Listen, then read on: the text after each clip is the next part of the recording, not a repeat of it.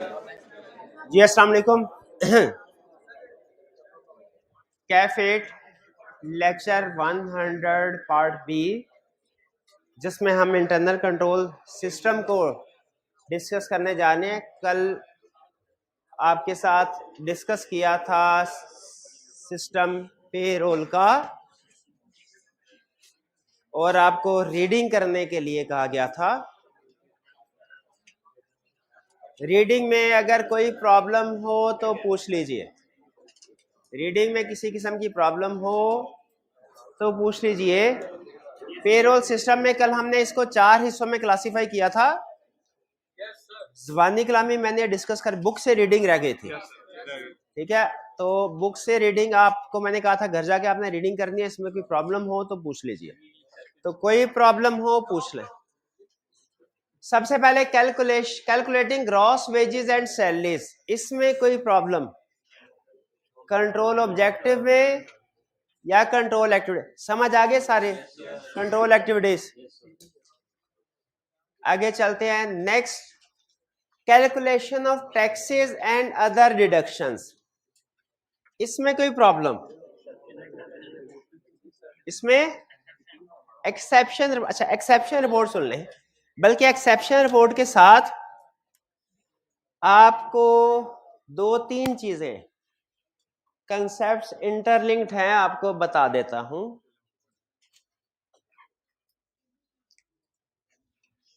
पहले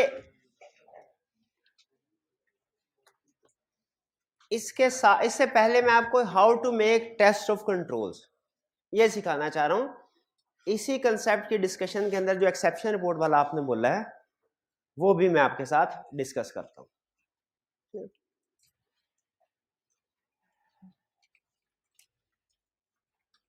पढ़ रहे हैं सीखने जा रहे हैं हम how to make test of controls.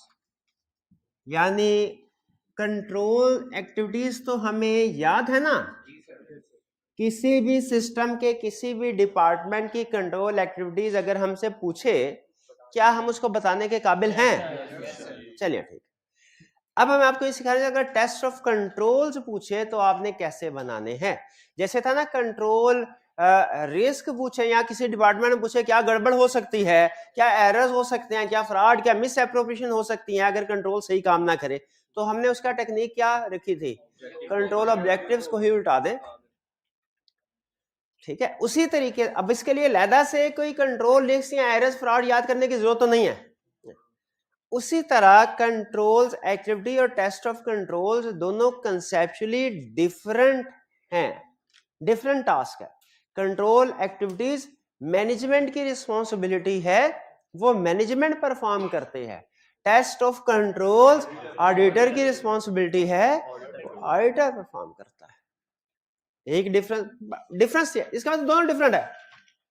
लेकिन हमारे पास इतना टाइम नहीं है और ना ही कभी होता, और अगर होता भी तो मैं हरगिज सजेस्ट ना करता कि आप कंट्रोल एक्टिविटी और टेस्ट ऑफ कंट्रोल दोनों को याद करें। दोनों को याद करना जरूरी नहीं, कंट्रोल एक्टिविटी से ही टेस्ट ऑफ कंट्रोल बनता है। ठीक है, हर कंट्रोल एक्टिविटी का टेस्ट ऑफ कंट्रोल होता है, डिपेंड करता है कि किस तरीके से टेस्टिंग करनी है उसकी। तो टोटल 3 तरह के टेस्ट ऑफ कंट्रोल्स हैं। टोटल डिपेंड करता है कंट्रोल्स के ऊपर। कुछ कंट्रोल्स ऐसे होते हैं, कंट्रोल एक्टिविटीज ऐसी होती हैं जिनका डॉक्यूमेंट्री एविडेंस एग्जिस्ट करता है। जैसे एग्जाम्पल दे सकते हैं सेल सिस्टम में से GRN, गुड डिस्पैच नोट। ठीक है, GRN अप्रूव हो रही, गुड डिस्पैच नोट अप्रूव हो रहा है कि नहीं? कंट्रोल है, डॉक्यूमेंट्री एविडेंस है। सेल्स में और कंट्रोल्स क्या थे? कस्टमर की एक्नॉलेजमेंट ली जा रही है कि नहीं? कंट्रोल है। डॉक्यूमेंट्री एविडेंस एग्जिस्ट करता है, बिल्कुल करता है। इसके अलावा सेल्स ऑर्डर ऑथोराइज्ड है कि नहीं, इसका डॉक्यूमेंट्री एविडेंस है, एग्जिस्ट करता है। अकाउंट स्टेटमेंट, शाबाश, बेहतरीन। रिकंसिलिएशन बताई जा रही है कि नहीं, ठीक है। डेबिट क्रेडिट नोट ऑथोराइज्ड है कि नहीं, डॉक्यूमेंट्री एविडेंस एग्जिस्ट करता है। इसी तरह परचेज सिस्टम में, पेरोल सिस्टम में बताइए कौन कौन सा कंट्रोल है जिसका डॉक्यूमेंट्री एविडेंस एग्जिस्ट करता है। टाइम शीट, शाबाश। पेरोल शीट ऑथोराइज्ड हो, इसका एविडेंस एग्जिस्ट करता है, बिल्कुल है। पेरोल शीट के ऊपर साइन होंगे। टाइम शीट ऑथोराइज्ड है, उसके ऊपर साइन हो। अपॉइंटमेंट लेटर मौजूद है कि नहीं, अपॉइंटमेंट लेटर एक एविडेंस है, डॉक्यूमेंट्री एविडेंस है। बैंक ट्रांसफर लिस्ट, बेहतरीन डॉक्यूमेंट्री। तो ज्यादातर मोर देन 60% कंट्रोल्स ऐसे होते हैं जिनका डॉक्यूमेंट्री एविडेंस एग्जिस्ट करता है, पहली कंट्रोल की टाइप में। दूसरे कुछ कंट्रोल्स ऐसे होते हैं जिनका डॉक्यूमेंट्री एविडेंस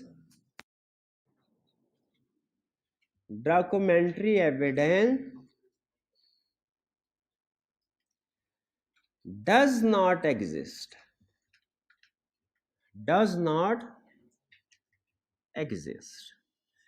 इसकी समझने के लिए इसकी सबसे बड़ी एग्जांपल है सेग्रीगेशन ऑफ ड्यूटीज।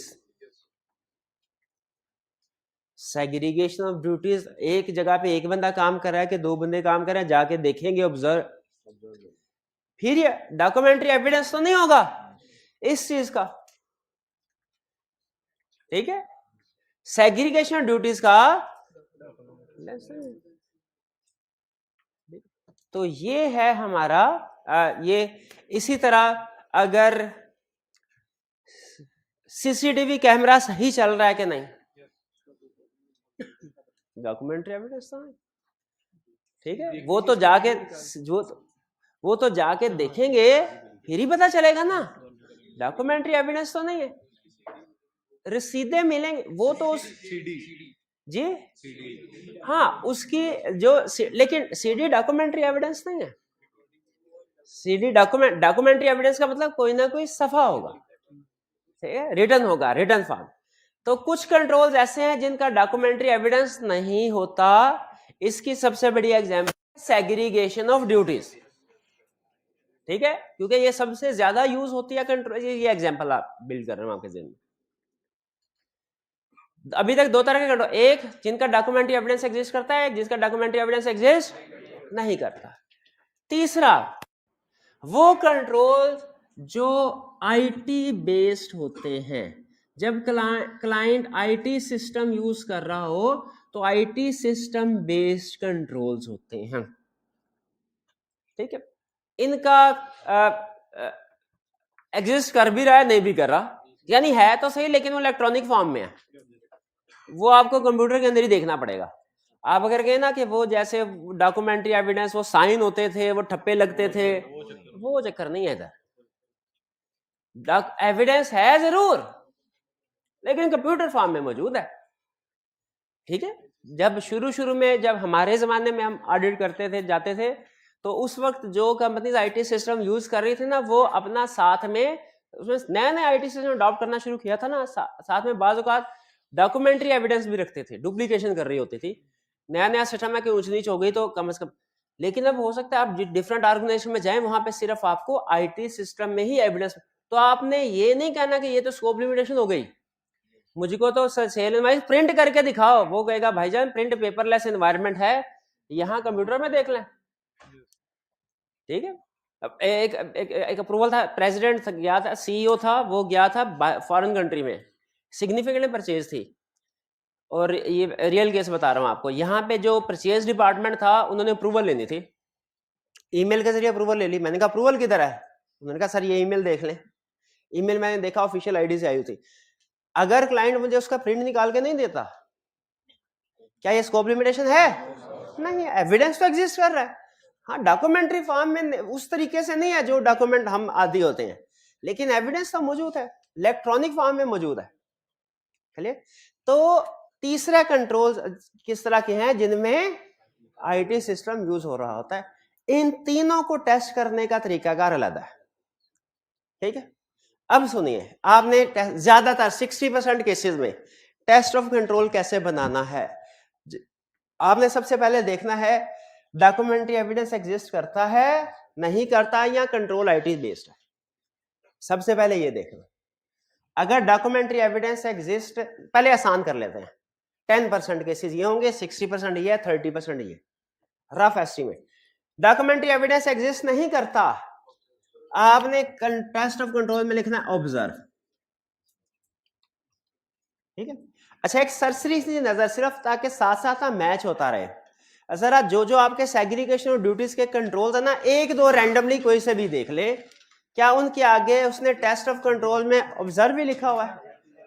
हाँ, वही क्लाइंट का कंट्रोल्स क्या है, there is segregation of duty between person who receives the cash and who records the cash. Test of control बनाए, auditor shall observe whether there is segregation of duty person. Clear? और बताइए sales system में कोई control बताइए segregation duties का, segregation of duties का। हाँ, there is segregation of duty between person who approves sales order and person who dispatches good. Auditor shall observe. चलिए आगे चलते हैं। अब सबसे ज्यादा जो टेस्ट ऑफ कंट्रोल यूज होगा, डॉक्यूमेंट्री एविडेंस अगर एग्जिस्ट करता है, आपने टेस्ट ऑफ कंट्रोल कैसे बनाना, आपने लिखना है सेलेक्ट a sample of, यहां पे आप बताएंगे क्या आना है, पहले भी मुझे पूरा करने दे। Select a sample of dash and inspect for dash. यहां पे क्या आएगा, उस डॉक्यूमेंट का नाम, और यहां पे क्या आएगा, उस डॉक्यूमेंट में जो चीज आप चेक कर रहे हैं। अब आपने टेस्ट ऑफ कंट्रोल बनाना है। सेल सिस्टम में कौन सी डॉक्यूमेंट बनती है, पहला कंट्रोल बताइए, कोई सा कंट्रोल बताए सेल सिस्टम में, कोई सा कंट्रोल बता दे जिसकी डॉक्यूमेंट देख के रैंडमली इधर देख के और देख के। सेल सिस्टम में क्या, सेल्स ऑर्डर, हाँ सेल्स ऑर्डर आपने देखना है। कंट्रोल क्या है sir, all sales orders are approved by appropriate officer, यानी हमने लेयर्स बनाई है, 1 लाख से नीचे वाला ये सेल अप्रूव करेगा, ऊपर वाला ये सेल अप्रूव करेगा। All sales order are approved by appropriate officer. इसका टेस्ट ऑफ कंट्रोल क्या होगा, select a sample of sales order and inspect for signature of authorized officer या रेलिवेंट ऑफिसर। अप्रूवल के क्या होते हैं, एविडेंस, सिग्नेचर, ठीक है। चलिए अगला मैं आपको और बताता हूं। आपका कंट्रोल्स ये है कि sales or purchases are made only from approved suppliers. पहले बताइए ये कंट्रोल है कि टेस्ट ऑफ कंट्रोल है, ये कंट्रोल है, इसका टेस्ट ऑफ कंट्रोल बताए। कंट्रोल समझ लें, select a sample of purchase order and inspect with list of approved supplier. अगर तो जो परचेज ऑर्डर जिसके साथ अप्रूव्ड सप्लायर में नाम आ रहा है, कंट्रोल स्ट्रांग है, और अगर उसका नाम नहीं आ रहा, कंट्रोल वीक है, ठीक है। और क्या भाईजान, आपने कौन सा कंट्रोल बताया था, कोई सा कंट्रोल बताया, देखिए कोई सा रैंडमली बता दे, रैंडमली कोई। गुड रिसीट नोट, हमने ये इंश्योर करना है कि जो गुड रिसीट नोट है वो परचेज, हाँ एक तो अप्रूव्ड है, रिसीविंग करना अप्रूव किया है, और दूसरा वो परचेज ऑर्डर के साथ मैच करता है। क्या करेंगे बताइए, सेलेक्ट। अच्छा ध्यान से सोचना है, सैंपल किसका select, select sample of good receipt note and inspect for एक सिग्नेचर ऑफ ऑथोराइज्ड पर्सन, जो भी यहाँ यूं कह ले inspect for signature of head of receiving department, head of receiving department या senior official of receiving department, इस तरह के अल्फाज चेंज कर सकते हैं, इससे कंसेप्ट नहीं बदलेगा। Inspect for signature of authorised person and match with, शाबाश शाह, बेहतरीन, match with relevant purchase order, उसका परचेज ऑर्डर मौजूद है तो ठीक है, अल्फाज थोड़े बहुत आगे पीछे हो सकते, कोई प्रॉब्लम नहीं है। ये समझ आया टेस्ट ऑफ कंट्रोल से कैसे टेस्ट ऑफ कंट्रोल बनाना, और ये ज्यादातर डॉक्यूमेंट्री एविडेंस का केस ही आएगा। अब आपने घर जाके ना थोड़े थोड़े 5, 7, 10 मिनट बाद कोई 2-4 कंट्रोल्स के टेस्ट ऑफ कंट्रोल बनाए और देख लिए क्या वही है, पढ़ लिए देख लिए, इसको थोड़ा थोड़ा प्रैक्टिस करना है, ठीक है। ये स्किल आहिस्ता आहिस्ता रिफाइन और डेवलप हो चुकी है, आहिस्ता आहिस्ता रिफाइन होगी, भाई समझ आ गया। तीसरा IT based control. IT system जब हम यूज करते हैं ना, हमने कुछ ना कुछ लिमिट्स लगाई होती हैं, लिमिट सेट की, ये जो भी आपने क्वेश्चन पूछा था उससे रिलेट करता है कि कुछ ना कुछ लिमिट्स या रेंज होती है। रेंज, लिमिट या रेंज में क्या फर्क है, लिमिट या रेंज में क्या फर्क? अच्छा, दो तरह के कंट्रोल्स है, दोनों हैं फर्क। मैं आपको एग्जांपल देता हूं, आपने मुझे बताना है ये लिमिट टेस्ट है कि रेंज टेस्ट। कुछ चीजें ऐसी होती हैं वो करके समझ आ जाती है, समझाना उनको मुश्किल होता है, ठीक है। अब 2 और 2 4 होते हैं, ये मैं नहीं समझा सकता, हाँ ये बस कल क्वेश्चन करके। सुन ले,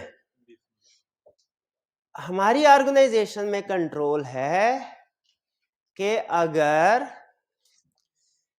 किसी को क्रेडिट सेल करनी है तो हर एक की एक क्रेडिट लिमिट है, उससे ज्यादा सेल उसको क्रेडिट सेल ना जाए, लिमिट ऐसा। अगली एग्जांपल, हमारी ऑर्गेनाइजेशन में कंट्रोल है कि इन्वेंट्री का एक रीऑर्डर मिनिमम लेवल है, जैसे ही उस मिनिमम ऑर्डर से नीचे इन्वेंट्री जाए तो एक एक्सेप्शन रिपोर्ट जनरेट हो जाए। एक्सेप्शन रिपोर्ट मतलब एक वार्निंग मैसेज जनरेट हो जाए, अलार्म बजना शुरू, अलार्म नहीं बजता, रिपोर्ट जनरेट होती है। लेकिन आप विजुअलाइज करें, इन्वेंट्री का अलार्म रेड कलर का नजर आ रहा है, आवाज भी आ रही होगा, अलार्म बजा, इन्वेंट्री कम हो गई, इन्वेंट्री कम हो गई, ताकि फौरी तौर पे परचेज ऑर्डर इशू किया जाए। ये जो मैसेज सेंड होता है ना जब इन्वेंट्री बैलेंस कम होता है, इसे हम कहते हैं एक्सेप्शन रिपोर्ट। एक्सेप्शन रिपोर्ट क्या है? वार्निंग मैसेज कि आपका कोई कंट्रोल बाईपास हो रहा है, कंट्रोल वायलेट हो रहा है। अब ये एक्सेप्शन रिपोर्ट एक अलहदा कंट्रोल है, और लिमिट सेट करना, जैसे बताया था, लिमिट सेट करना अलहदा, चेक करना अलहदा। तो मुझे ये बताइए, इन्वेंट्री का बैलेंस मिनिमम से कम हो तो एक्सेप्शन रिपोर्ट जनरेट हो जाए, बताइए ये लिमिट टेस्ट रेंज टेस्ट? ये भी लिमिट टेस्ट। अच्छा, इसमें और सेल्स वाली में फर्क क्या फिर? बेहतरीन, ये दिमाग चल रहा है ना 100%। उधर था अपर लिमिट, इधर है लोअर लिमिट। अब सुनिए, हमारी फैक्ट्री में जो बंदा काम करता है उसको एवरेज गवर्नमेंट ने कहा है 30,000 रुपए देने हैं, लेकिन कुछ छुट्टियां भी करते हैं, तो कट कटा के छुट्टियां को ऑन एवरेज 25,000 होते हैं कम से कम, और कुछ ओवर टाइम भी लगाते हैं, उनका 40,000 बन जाता है। तो हमने पेरोल प्रोसेस करते हुए, जरा गौर से सुनिएगा, पेरोल प्रोसेस करते हुए एक कंट्रोल लगाया है कि पेरोल प्रोसेसिंग ऑटोमेटेड होगी। हमने आवर्स डालने हैं, हमने वेज रेट डालना है, आगे कैलकुलेशन ऑटोमेटिकली होगी। लेकिन हमने जो फाइनल ये ग्रॉस पे का कॉलम है या नेट पे का कॉलम है, इसमें कंट्रोल लगाया है कि अगर इसमें जो सैलरी की अमाउंट है वो 25,000 से कम या 40,000 से ज्यादा हो, 25,000 से कम या 40,000 से ज्यादा हो, तो सैलरी को प्रोसेस ना करे, रोक दे और एक एक्सेप्शन रिपोर्ट जनरेट कर दे। एक एक्सेप्शन बोर्ड सीएफओ को जनरेट कर दे कि इस एम्प्लॉय की सैलरी 3 लाख आ रही है, देखो कोई एक जीरो एक्स्ट्रा तो नहीं लग गया। सैलरी प्रोसेस ना करे, रोक दे, लेकिन रोकना एक कंट्रोल है, क्या सिर्फ रोक के चुप करके बैठ जाए? वो बाद में जब वो रोता हुआ एम्प्लॉय आए जिसको शायद, तो फिर हमें पता चले कि एक्सेप्शन रिपोर्ट भी जनरेट होनी चाहिए, एक्सेप्शन रिपोर्ट भी जनरेट होनी चाहिए।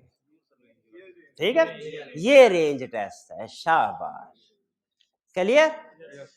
क्या हमें एज ऑडिटर ये लिमिट टेस्ट या रेंज टेस्ट चेक करने चाहिए? नहीं करने चाहिए? क्या मतलब, क्या नहीं करने चाहिए? लिमिट टेस्ट से टेस्ट कैसे करेंगे तो बताएं। हाँ, बेहतरीन गलत एंट्री डाल दें और चेक करें एक्सेप्शन रिपोर्ट होते। बेहतरीन, यही यही यही लिखा है, अल्फाज फर्क के साथ। गलत एंट्री को वो गलत एंट्री नहीं कहता, बस बाकी कंसेप्ट वो कहता है डमी ट्रांजैक्शन। डमी ट्रांजैक्शन क्या कहता है? कहता है अब ये देखें, आईटी सिस्टम बेस्ड कंट्रोल हो, इसको टेस्ट करने के लिए क्या करते हैं हम? Test data. क्या करते हैं? Test data, use test data. क्या करो? Use test. ये टेस्ट डाटा क्या होता है? टेस्ट डाटा है एक डमी ट्रांजैक्शन जो आपके बैलेंस को आपकी प्रेस्क्राइब्ड लिमिट या रेंज से बाहर ले जाएगी, और फिर हम देखेंगे कि क्या ट्रांजैक्शन स्टॉप होती है और एक्सेप्शन रिपोर्ट जनरेट होती है कि नहीं। अगर ट्रांजैक्शन स्टॉप हो जाए, एक्सेप्शन रिपोर्ट जनरेट हो जाए, और अगर ना हो, मैंने क्लाइंट से पूछा सर आपकी इन्वेंट्री, उसने कहा सर कंट्रोल बेहतरीन। मैंने कहा कौन से? उसने कहा सर इन्वेंट्री के मिनिमम लेवल। मैंने कहा करंट मिनिमम लेवल कितना है? 500। करंट कितना है? 700। मैंने 300 यूनिट्स इशू की ट्रांजैक्शन रिकॉर्ड की, एक्सेप्शन रिपोर्ट जनरेट नहीं हुई, कंट्रोल भी। और अगर एक्सेप्शन रिपोर्ट जनरेट हो जाए, मैंने क्रेडिट कस्टमर देखा, मिस्टर बी था, उसको क्रेडिट लिमिट जो दी गई थी वो दी गई थी 10 लाख की। मैंने करंट आउटस्टैंडिंग बैलेंस देखा 6 लाख था। मैंने 5 लाख की क्रेडिट सेल की एंट्री रिकॉर्ड की, स्टॉप हो गई, एक्सेप्शन रिपोर्ट सीएफओ को पहुंच गई। कंट्रोल्स गुड या वीक? Good, strong. ये क्या है? Test data. टेस्ट डाटा में क्या करते हैं? डमी, क्योंकि असल में तो 5 लाख की ट्रांजैक्शन नहीं आई, ये डमी ट्रांजैक्शन है। ये क्या है? Fake transaction. ये सिर्फ टेस्टिंग पर्पस के लिए यूज कर रहे हैं। अगर कभी कंट्रोल वीक हो ना, कभी कभार पास भी हो जाती है, तो आपने परेशान नहीं होना कि 5 लाख की सेल्स रिकॉर्ड हो गई, ये 5 लाख मैं कहां से दूंगा? वो नहीं देने। क्लाइंट से कहें सर रिवर्स करें इसको, सिंपल। डमी ट्रांजैक्शन जो होती हैं, test data transaction, subsequently reverse हो जाती हैं अगर कभी पास हो भी जाए कंट्रोल वीक होने की वजह से। भाई समझ आ गया? तो फिर से बताइए, कंट्रोल से टेस्ट ऑफ कंट्रोल कैसे बनाने? आपने पहले देखना है कंट्रोल 3 तरह के होंगे। Documentary evidence exist, documentary evidence does not exist, IT. हर एक को टेस्ट करने का जिसका डॉक्यूमेंट्री एविडेंस एग्जिस्ट करता है ना, वो चाहे सेल्स का, चाहे परचेज का, चाहे पेरोल का, चाहे कैश एंड बैंक, चाहे इन्वेंटरी एंड फिक्स्ड एसेट, उसका टेस्ट ऑफ कंट्रोल एक ही तरीके से बनेगा। सेलेक्ट अ सैंपल ऑफ वो डॉक्यूमेंट जिसका कंट्रैक्ट करना एंड इंस्पेक्ट उस चीज को। आखिरी एग्जांपल, अगर ये आपने सही बता दी, इसका मतलब है, अब ये वो एग्जांपल है जो मैंने क्लियरली आपको नहीं एक्सप्लेन की, लेकिन कंसेप्ट सही है तो आप बता सकेंगे, वरना नहीं बता सकेंगे। हमने कंट्रोल स्टडी किया था कि goods dispatch note should be timely sent to invoicing department and invoices should be timely recorded in accounts department। आप ये कंट्रोल कैसे टेस्ट करेंगे? कोई स्टूडेंट वॉक थ्रू टेस्ट, मैंने टेस्ट ऑफ कंट्रोल बताया, वो तो अंडरस्टैंडिंग के लिए होता है, वो तो अंडरस्टैंडिंग के लिए होता है, ऑब्जर्व करेंगे। लेकिन इसमें तो गुड डिस्पैच नोट बन रहा है। याद रखें, जब डॉक्यूमेंट्स बन रहा हो ना, तो फिर ऑब्जर्व नहीं करना, वो वीक टेस्ट ऑफ कंट्रोल हो जाएगा, वो वीक होगा। डेट चेक करेंगे 50% करेक्ट, पर लेकिन प्रॉपर फॉर्मेट में बताए ना, सेलेक्ट ए सैंपल, शाबाश, आइडर shall select a sample of good dispatch note and inspect the date with authorization तो चेक ही नहीं कर रहे, and compare the date of good dispatch note with date of sale invoice and recording in journal. अगर वो date same है तो controls तो आपको खुद देखने की जरूरत थोड़ा ही है भाई, जिस दिन गुड डिस्पैच नोट बना उसी दिन रिकॉर्डिंग की एंट्री भी उसी दिन आ रही है, ठीक है। और अगर गुड डिस्पैच नोट किसी और दिन बना, रिकॉर्डिंग की एंट्री 4 दिन बाद आ रही है, तो फिर समझ लीजिए कंट्रोल वीक है। इससे भी अगली बात बताता हूं, मिस स्टेटमेंट है। कैसे मिस स्टेटमेंट है? हाँ जी, 29, 30 और 31 दिसंबर की ट्रांजैक्शंस रिकॉर्ड नहीं हुई। अब आप कहेंगे सर ट्रांजैक्शन देखिए आपने फरवरी की गुड डिस्पैच नोट की और बता रहे हैं आप 29, 30, 31, यही तो साइंस है, यही तो कट ऑफ है। लिंक किया आपने, कंट्रोल्स वीक है तो मिस स्टेटमेंट आ सकती है। 29, 30, 31 की, अच्छा सारा साल बेहोश रहा है, एंड में उसको होश आ गई, ऐसे नहीं होता। जो प्रैक्टिस क्लाइंट सारा साल करता रहता है ना, एंड में वही करता रहता है, एंड में भी ऐसे ही होता है, ऐसे ही है ना। चलिए बहरहाल भाई ये how to make test of control समझ आ गया। अच्छा अब एक्सेप्शन बोर्ड भी समझ आ गया आपको, वो लिमिट टेस्ट का क्वेश्चन पूछ रहे थे वो भी समझ आ गया। कोई और क्वेश्चन है तो पूछे, कोई और क्वेश्चन है?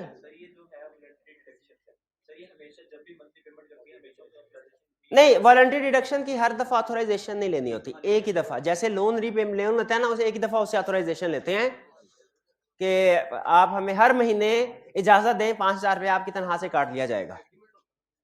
ये कहानी है, एग्रीमेंट होता है, लोन एग्रीमेंट बस। लेकिन ये फॉर्मल नहीं इनफॉर्मल सा होता है, क्योंकि पता होता है उनको एम्प्लॉय ने कौन सा भाग जाना है, एम्प्लॉयर को पता होता है। लेकिन बहरहाल ये होता है एग्रीमेंट। और कोई क्वेश्चन नहीं? अच्छा अब वैसे तो आप केस स्टडीज को पढ़ के सीख ही चुके होंगे।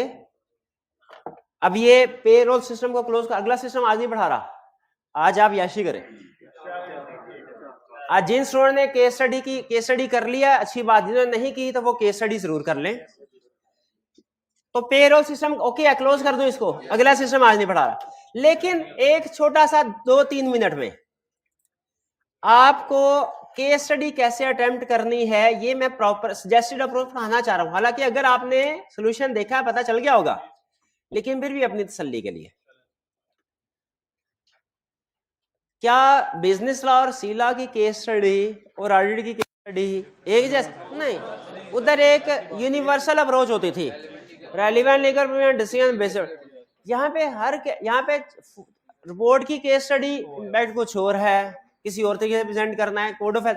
यहाँ पे रिक्वायरमेंट के लिहाज से हम डिसाइड करते हैं, जैसी रिक्वायरमेंट हो उस तरीके से हम केस स्टडी बनाते हैं। और रिक्वायरमेंट आपको पता है हर चैप्टर की डिफरेंट है। चैप्टर 4 की केस स्टडी का फॉर्मेट थोड़ा सा डिफरेंट है, 7 का डिफरेंट, 6 का डिफरेंट, रिस्क वगैरह। तो ये इंटरनल कंट्रोल्स की केस स्टडी कैसे, जरा गौर से सुन लीजिएगा। सीख लिया आपने, सिर्फ मैं एक प्रॉपर वे में इंश्योर करना चाहता हूं कि सारी चीजें आपके सामने से एक दफा सिस्टमैटिक वे में गुजर जाए। स्ट्रक्चर ऑफ द केस की शक्ल और सूरत कैसी होगी? Exam in exam you may be given a typical internal control system. For example sale system भी हो सकता है, परचेज भी हो सकता है, पेरोल भी, इन्वेंट्री भी, कैश भी। ये तरतीब मैंने टेस्टिंग के हिसाब से लगाई है, कोशिश की है। यानी सेल सिस्टम का क्वेश्चन सबसे ज्यादा और कैश का सबसे कम। हाँ, इन्वेंट्री का कुछ अर्से पहले ओवर एम्फसाइज था, अब वो सेल और परचेज की तरफ आ गया है, ठीक है। लेकिन इन्वेंट्री के भी आपको बहुत से क्वेश्चन मिलेंगे। कोई भी सिस्टम दे सकता है, sale, purchase, payroll, inventory, cash system, in which control deficiencies or strength. Deficiency को भी अंडरलाइन कर लें, स्ट्रेंथ को भी। या तो डेफिशिएंसी भी होंगी, स्ट्रेंथ। आपने देखा कल वाली केस स्टडी में डेफिशिएंसीज भी थी, स्ट्रेंथ भी थी, शाबाश, ठीक है। Will be discussed from the given information you may be required, दो रिक्वायरमेंट होगी। और ये ध्यान से देखें, जिंदगी में मैंने आपको बताया, आप ऑडिट में कुछ भी ना सीखें, खुदा न खास्ता फेल भी हो जाए ना, लेकिन एक बात सिर्फ याद रखें, आपके सर आसिफ से क्या सीखा, एक चीज सीखी, एक चीज सीखी, रिक्वायरमेंट में नहीं। बड़ा फैसला गलत नहीं करना जिंदगी में, छोटा फैसला चाहे गलत हो जाए, बल्कि छोटे फैसले गलत होने देने हैं। छोटे फैसले गलत होंगे तो आपके पास टाइम बचेगा और आप बड़े फैसलों के ऊपर फोकस कर सकेंगे, वरना छोटे छोटे फैसले सही करते करते बड़े फैसलों के लिए टाइम नहीं बचता। ठीक है, तो एग्जाम, अब चूंकि आप स्टूडेंट है तो आपने तो यही फैसले करने हैं, केस स्टडी सवाल, तो इसमें रिक्वायरमेंट आपका बड़ा फैसला, इसको गलत, इस पे चाहे 5 मिनट लगा ले, ठीक है, इसको सही। तो रिक्वायरमेंट में यहां तो कहेगा identify weaknesses, explain its effect. इसका इफेक्ट क्या होगा, अगर वीकनेस ऐसे ही चलती रहे तो क्या गलत हो रहा है, क्या गलत हो रहा है, सिगरेट पीना बुरी बात है, तो जब तक इफेक्ट नहीं बताएंगे बात आएगा, ये नहीं बात आएगा, भाई मर जाओगे। अच्छा क्या करूं, मुझे दे दो रिकमेंडेशन है, फेंकना है, मोबाइल इस्तेमाल करना छोड़ दो, क्यों, फेल हो जाओगे, सजेशन समझ गए हो, तो ये नो प्रॉब्लम। तो पहले यहां तो वीकनेस पूछेगा या स्ट्रेंथ पूछेगा। अगर वीकनेस पूछा तो उसका पार्ट बी होगा, इसका इफेक्ट या इम्प्लीकेशन बताओ, और फिर पूछेगा रिकमेंडेशन बताओ। और अगर उसने कहा इसमें से स्ट्रेंथ ढूंढो तो आपने, हाँ, वो आपसे कहेगा स्ट्रेंथ और फिर कहेगा टेस्ट ऑफ कंट्रोल। अच्छा, वीकनेस में टेस्ट ऑफ कंट्रोल क्यों नहीं पूछ रहा, जब कंट्रोल्स वीक हो टेस्ट ऑफ कंट्रोल परफॉर्म ही नहीं करते। और इसमें ध्यान में रखिएगा, अगर वीकनेस उसने पूछी है ना रिक्वायरमेंट में, तो केस स्टडी में पढ़ते पढ़ते जो गुड कंट्रोल है वो इररेलेवेंट है, और अगर स्ट्रेंथ इन कंट्रोल पूछा है तो वीकनेस इन कंट्रोल, क्योंकि हमने रिक्वायरमेंट के मुताबिक क्वेश्चन से इंफॉर्मेशन उठानी है। ये बात समझ आ रही है आपको? चलिए, अच्छा, ये तो हो गया, आपने क्वेश्चन को पहचान लिया। अप्रोच क्या होनी चाहिए, देखिए आपने टेबल फॉर्मेट अप्रोच अडॉप्ट करनी है इसके लिए। यानी जब आपको वो कंट्रोल्स और टेस्ट ऑफ कंट्रोल हो, ऐसा नहीं करना सारे कंट्रोल्स इकट्ठे कर लिए और सारे टेस्ट ऑफ कंट्रोल्स इकट्ठे कर लिए, ऐसा नहीं करना, बल्कि क्या करना है, वो लाइन लगा के लेफ्ट साइड पे टेस्ट, राइट साइड पे टेस्ट ऑफ कंट्रोल, फिर कंट्रोल, टेस्ट ऑफ कंट्रोल, फिर कंट्रोल, फिर टेस्ट ऑफ। और अगर वीकनेस का क्वेश्चन है, वीकनेस, उसके आगे इंपैक्ट, उसके आगे रिकमेंडेशन। ये मेरी रिकमेंडेशन। हाँ, एक और अल्टरनेट अप्रोच भी है, ऊपर वीकनेस, वीकनेस के फौरन नीचे उसी वीकनेस का इंपैक्ट और उसी की रिकमेंडेशन, फिर लाइन लगा दे, फिर अगली वीकनेस, फिर उसका इंपैक्ट। यानी ऊपर नीचे भी लेके चल सकते हैं, आमने सामने भी। मुझे आमने सामने ज्यादा पसंद है, लेकिन दोनों एक्सेप्टेबल है। जो नहीं करना वो क्या है, सारी वीकनेस इकट्ठी, सारे इंपैक्ट इकट्ठे, सारी, ऐसे नहीं करना। Table format to list weakness, fact, recommendation and test of control, जो भी रिक्वायरमेंट होगी, इसमें भी टेबल फॉर्मेट, इसमें भी टेबल फॉर्मेट। जी जी, वो नहीं डिपेंड करता है रिक्वायरमेंट। अगर उसने कंट्रोल और टेस्ट ऑफ कंट्रोल का है तो 2 कॉलम, हाँ जी बिल्कुल 3 कॉलम। अगर पेज नंबर लैदा क्वेश्चन नंबर आया, कोई मसला नहीं, ऊपर एक ही क्वेश्चन नंबर देना है आपने, क्वेश्चन नंबर 11 दे के सारे उधर ही कर देना है, कोई इशू नहीं होगा।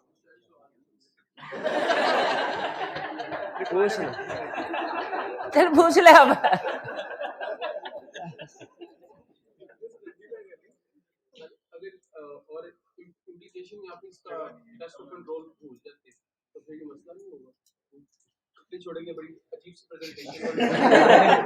वो कह रहे हैं सर, अगर कोई एक वीकनेस या एक टेस्ट ऑफ कंट्रोल अगर भूल गया तो वो खाली जगह बुरी सी लगेगी। कोई प्रॉब्लम, कुछ नहीं होता, कुछ नहीं होता। हाँ, कोई फर्क, प्रेजेंटेशन का सीए में कोई मार्क्स नहीं होते। तो यूज टेबल, फिर आइडेंटिफाई वीकनेस विद स्पेसिफिक। अच्छा, यहाँ पे देखें, जो वीकनेस या स्ट्रेंथ आइडेंटिफाई करनी है ना, जो क्वेश्चन में गिवन होगी वो करनी है, जो याद की होंगी किताब में से वो नहीं छापनी, कुछ स्टूडेंट वो छाप लेते हैं। हाँ, इक्का दुक्का ऐसी होती हैं जो, हाँ जो हिडन होती हैं, वो उसने नीचे भी दे दिया, ठीक है, वो आपने खुद से क्वेश्चन में अगर उनका जिक्र, सिर्फ ये 3 ऐसी हैं जिनका अगर क्वेश्चन में जिक्र नहीं भी है फिर भी डिस्कस कर देना। क्लियर जी? चले, कोई मुश्किल करनी नहीं छोड़, कोई लेक्चर भी खत्म हो गया ना हमारा। हाँ जी, ऑटोमेटिक भाई क्लियर हो गया। आज आपको बहुत ज्यादा असाइनमेंट नहीं दे रहा, आपने आईटी कंट्रोल्स के ऊपर खास तौर पे काम करना है, कर लेंगे आईटी। चलिए आज का लेक्चर यहाँ खत्म करते हैं हम। अल्लाह हाफिज।